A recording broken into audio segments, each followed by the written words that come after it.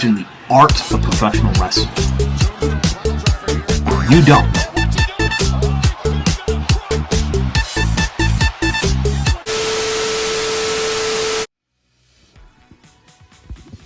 What's good, YouTube? Shout out to the gang. This is your boy Prince, back at it again on the motherfucking YouTube machine. And man, look, we're here talking about AEW Winter Is Coming 2025, also known as Winter Is Confusing, Winter Is Mid, and Winter Is Coming, but apparently the booking didn't come, and apparently Winter might be coming next year, or Chinese New Year, or some shit. Fuck, Winter is eventually gonna come around, man, but hey, you know where Winter is coming?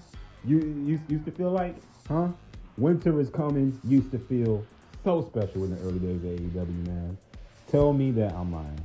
It did. Look, if y'all didn't know, Winter Is Coming used to feel like AEW's biggest winter blowout. I mean, you know, it had the hot matches, the big surprises, crazy title changes, things like that used to happen all the time. This year, on the other hand, it felt like a December episode of Rampage dressed up in a snow filter. Winter is ice fucking cold. Let me tell you that for a fact, bro. It's ice cold in AEW. This product is ice cold. I mean, I swear they spend more time on fake snow effects than they did on half the finishes Wednesday night, man. Damn. We gave AEW a proper burial here on the channel a little bit over a month ago. Just a little over a month ago. We buried AEW. We gave it a proper funeral, a proper service, right? We haven't spoken about them in quite some time. But since I keep hearing about all the what about AEW isms down in the comment section below.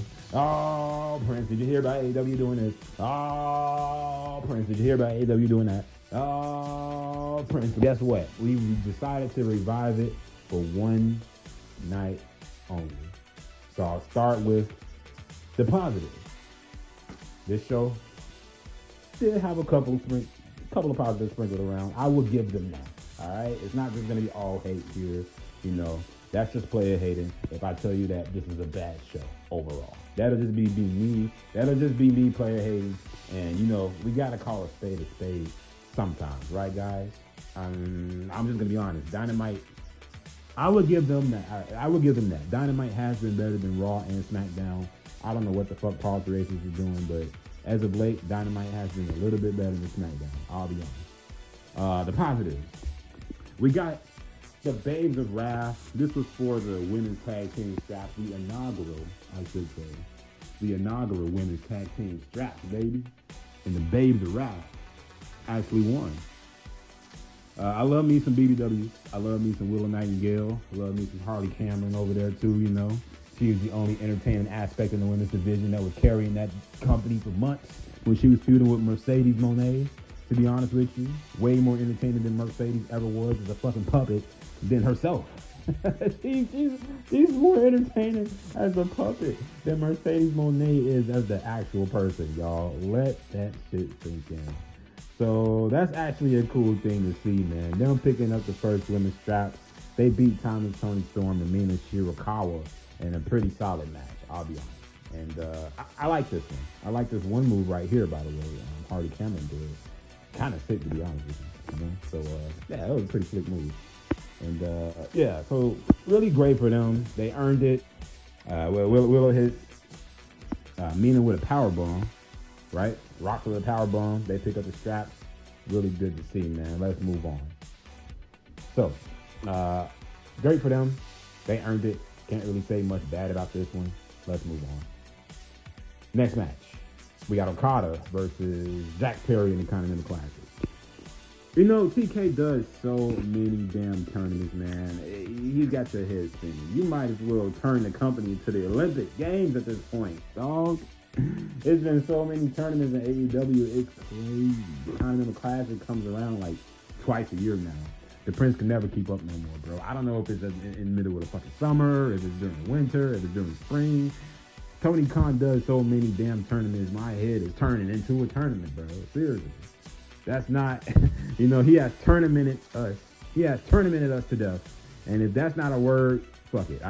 I made it a word today. Jack Perry looks good in this, to be honest with you guys. Again, these are mixed in with a few of the positives that your boy likes. Ultimately, he eats the L, though, via the Rainmaker from Okada. What else is there left to say? In this one, it was a solid match. Nothing really special, nothing over the top.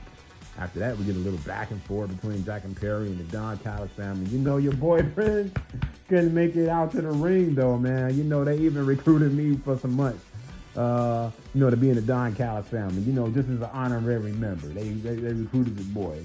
And the only reason why y'all didn't see me out there in the ring talking with them, let me see. It was because I was in the kitchen, basically. There you go. That's it. That's my excuse. I was in the kitchen. I was on kitchen duties, dog, for Don Callis and catering. That's where I was. You had to just look behind the door and find me. I had to make sure the stir fry was right with Evil Hologram. Until Evil Hologram came out, he was able to be in the program. The Prince had to stay in the back. He was booking the cookies in the oven, making sure it was turned on 350. You know what I mean? He's got the right amount of butter in the skillet, you know. So he couldn't leave either for a while. They eventually let Evil Hologram go, and your boy Prince had to stay back and cater. We a team in this, bro. In and out the ring. Fuck you mean? So we come out, we talk to Jack Perry. We talk to Jack Perry, son. And if you don't join the Don Callis family, you ain't gonna be the one that gets to cook the gravy out here in the ring. You know what I'm saying? You're going to be in the back somewhere cooking with Kaya, somewhere in her nasty ass food, right? You ain't going to be cooking with us in the Don Callis family, Jack. Speaking of Jack Perry reminds Don Callis, he ain't no damn jobber like your boy Prince is. No. Jack Perry ain't no jobber no more, man. He was the scapegoat. So you know what Don Callis tells him? He says, son, we're going to pay you out the Young Bucks money. Out of their young moolah, baby. And Jack realizes they're full of shit. So he clocks Okada in the dome piece, jumps the team, and gets saved by Luchasaurus and the Young Schmucks, who are apparently just randomly babyface. Just out of the blue. Unless there was something that I missed. I haven't been watching full episodes of Dynamite. I've been peeking in from time to time, all right? So I'm guessing somewhere down the line, they finally got tired of the old shtick and they turned into it. Whatever. I can think of worse things in this show. This moves some parts. This was actually intriguing because I've been asking myself, why is Jack Perry still hanging around in Jurassic Express after being the scapegoat and hated as a heel for his tactics with CM Punk, the glass? I don't know. It's been kind of a weird fit for him, and now he's evolved. It feels like he's kind of over Jurassic Express, if I'm being completely honest with you guys. But, we'll see what happens, I think he was doing good on his own, but, they want to link him up with the Young Schmucks and back with Jurassic Express. We'll see where it goes. So moving forward to the unfortunate negatives of the show, sadly. Hey, it was good while it lasted, though, folks.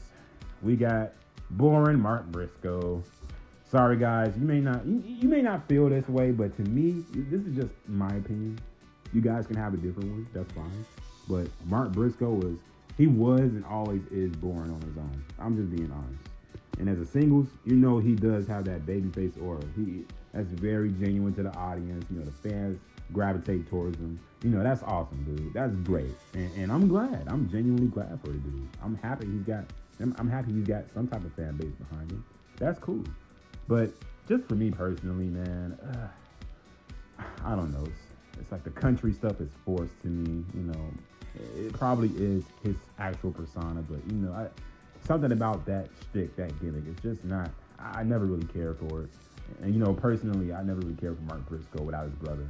May his brother rest in peace. Doesn't really do it for me. Not even holding the TNT title does he do it for me. I'm sorry.